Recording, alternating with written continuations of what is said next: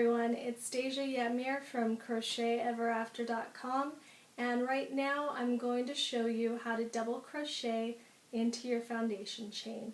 And this specific tutorial is just going to show you how to work that first row into your foundation chain. Other tutorials I have available will show you different parts of the project and how to double crochet into those, or you can watch my double crochet from the very beginning tutorial, which will cover everything.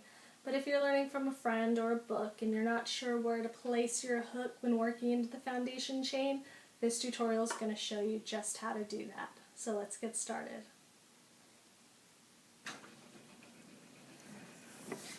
Okay, so now I'm going to show you how to double crochet into your foundation chain. If you need to learn how to double crochet all together, I have a tutorial for that. This is just going to show foundation chain, so if you're confused on that aspect, you can watch this quickly. So I'm just going to go ahead and start a foundation chain. I'm going to yarn over and pull through. As I do, I always go to the shaft with my loops so that my foundation chains and all stitches are even and consistent. And I pull through by pointing my hook down so it slides easily through my loops. If you're a beginner crocheter, those are handy tips on how to keep your hook, how to make it stitch easily, and also how to keep your chains nice and even. So depending on your pattern, it's going to tell you how many foundation chains to make. You always make 3 more foundation chains then you need double crochets, because your very first, or technically the last 3 you made, are going to give you the correct height for your double crochet. If I was to just work into the next hook for my double crochet, I would have a really squished first double crochet.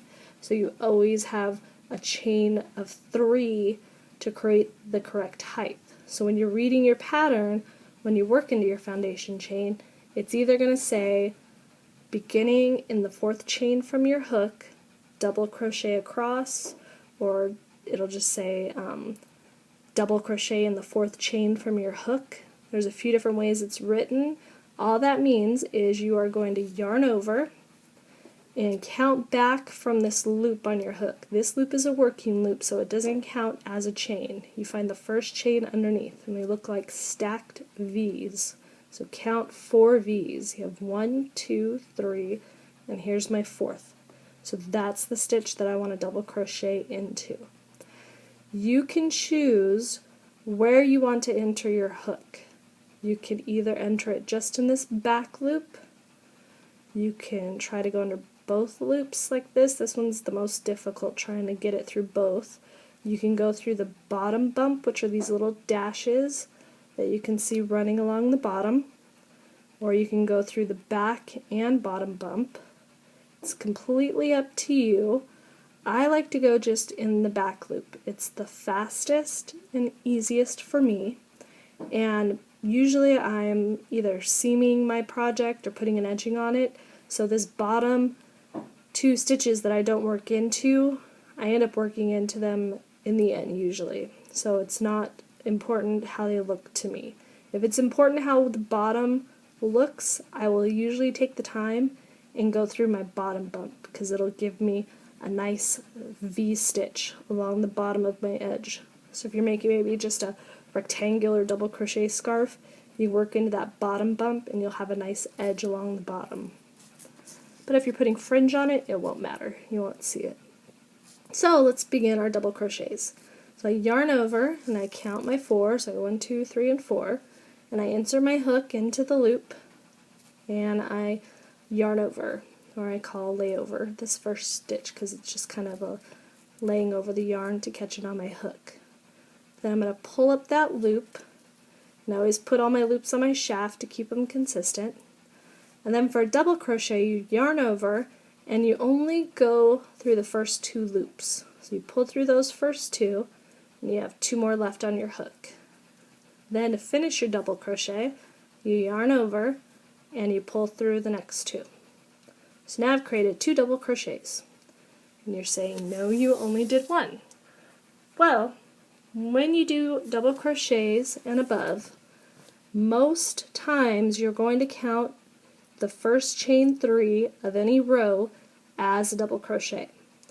It's very rare where the designer won't count this chain 3 as a stitch. Most of the time you're going to count it as a stitch.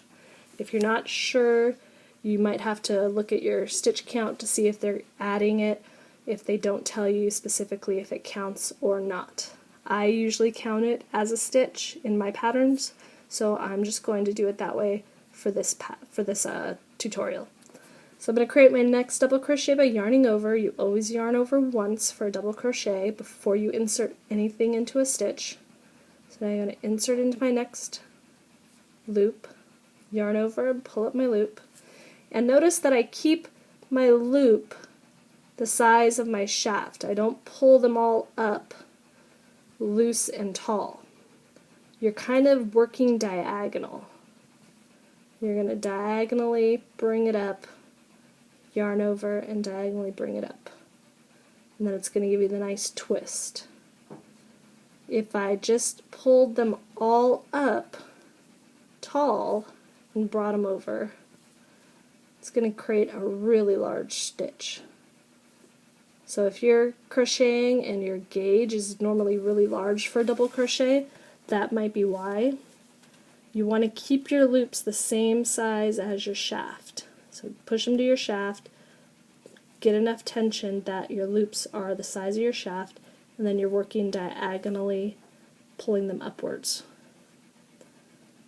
So I'm inserting into my next chain,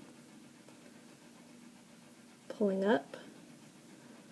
So you'll see that I go at a 45-degree angle to bring my stitches through, which is different from, say, a single crochet where you are pulling your stitches up and you're working parallel on top of your work. So I pull up, and you'll get into the rhythm of yarning over as you work. And you'll see that as I push my hook through, I almost just kind of, my yarn's already kind of there. I don't have to really yarn over. It just is already kind of laying there as I push my hook through. So I just twist to catch it and pull it through. And then you do the traditional yarn over on the second part, which always comes from back to front. And then I always twist my hook down towards my work because it pulls easily through my stitches. You'll see if I don't point my hook down that I get caught on my stitches. So point it straight down at your work and pull through, and it'll slide easily through. So if you're getting caught as you work, that might be the reason. You might not be pointing down. And as you work, you're going to notice that you'll just automatically start pointing it down without even thinking about it. So I'm going to work all the way to this last chain. So you can see sometimes your last chain is difficult to see because when you're making your foundation chain, you might have made that first foundation chain slightly small. You were eager to start and just kind of pulled a little too tight on that very first one. And your slip knot could have been big, so sometimes it makes it difficult to see. So I have one more chain here.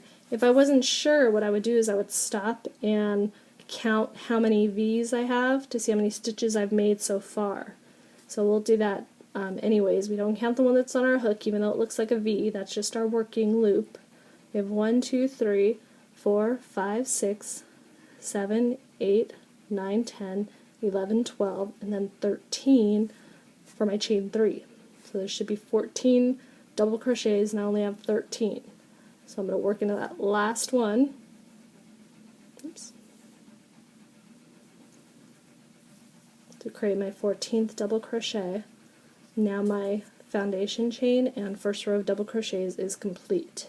And I like to count the V's. It's a little bit easier to see than counting the stitches across. I think it's a little bit so that no matter what stitch you're working, you're always going to have this V on top, so that's much easier to recognize than trying to figure out which stitch you're working and if you're counting you know, if you're missing a loop or anything, you might miss counting these, but your V's are quite easy to count. So that is how you double crochet into your foundation chain.